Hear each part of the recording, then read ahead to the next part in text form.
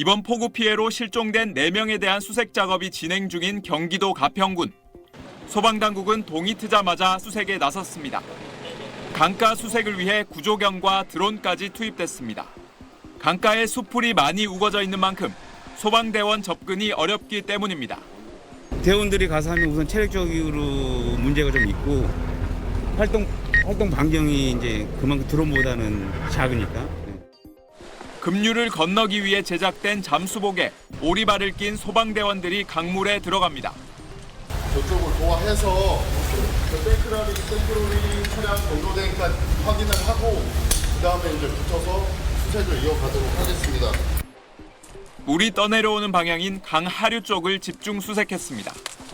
수색 중에 탱크로리 차량을 발견을 해서 내부 확인을 다 했는데 인원은 발견되진 않았습니다. 그래서 저희는 여기서 한 1.5km 구간 내려가면서 실종자가 강가에 걸려 있을 가능성을 염두에 두고 수풀 속을 뒤지고 휩쓸려온 차량 내부도 들여다봅니다.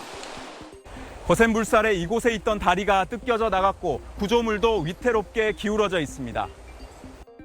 장기화되는 수색에 날씨까지 무더워 작업에 어려움이 많습니다. 더운 날씨에 슈트 입어야 되고 이제 땀 배출도 안 되고 공기 순환도 안 되니까 그런 것들도 많이 힘들고. 비는 그쳤지만 전국적으로 진행되는 수색 복구 작업에서 인명 피해가 추가로 나올 수 있습니다. 전남 순천시 동천에서 70대 남성이 숨진 채 발견됐는데 당국은 이번 폭우 피해자인지 확인 중입니다.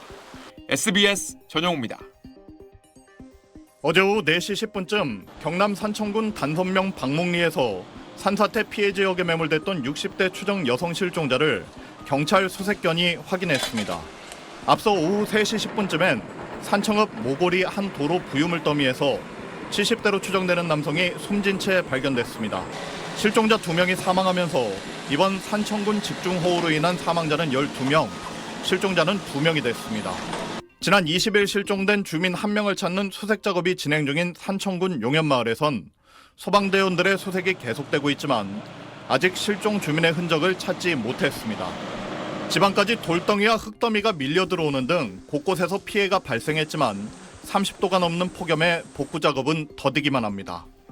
침수 피해를 입은 한 마을은 나흘째 전기와 수도가 끊겼습니다. 지방과 직기류를 세척하기 위해 인근 저수지 흙탕물을 퍼서 쓸 정도입니다. 도로와 상하수도를 중심으로 응급 복구가 이뤄지고 있지만 복구 작업이 더디게 진행되면서 일상에 언제쯤 복귀할 수 있을지 기약이 없어 주민들의 고통이 커지고 있습니다. SBS 윤나라입니다. 지난 주말 시간당 최대 76mm의 폭우가 내린 경기도 가평군 조총천입니다.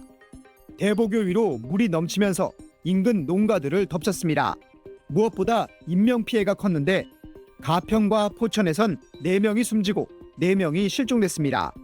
김동연 경기도지사는 현장을 찾아 쓰러진 나무를 만져보고 주민들로부터 대피 상황도 전해들었습니다. 저쪽 하우스 안으로 대피시키고 그다음에 저쪽 윗마을의 해관으로 한 11명 대피시키고 여기 한 15명 정도 여기 하우스 안에다가 우선 대피시켜놨습니다. 경기도는 폭우 피해 통합지원본부를 구성하고 현장 복구와 이재민 구호에 나섰습니다. 피해 지역의 CCTV 영상들을 실시간으로 확인하면서 복구 상황을 체크하고 있습니다.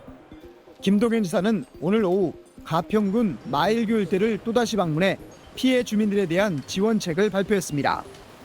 경기도는 현재 행정안전부에 가평군과 포천군 소호읍, 내촌면 등을 특별 재난지역으로 지정해달라고 건의한 상태인데 정부의 지정 기준에 못 미칠 경우엔 지난달 통과된 도 조례에 따라 경기도가 자체적으로 특별 지원구역으로 지정하고 복구 비용의 50%를 지원할 방침입니다.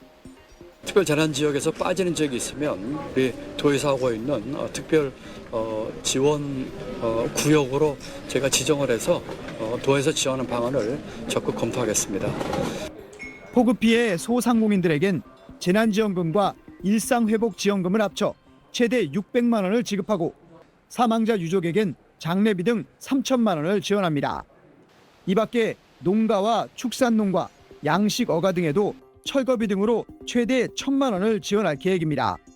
SBS 최우원입니다.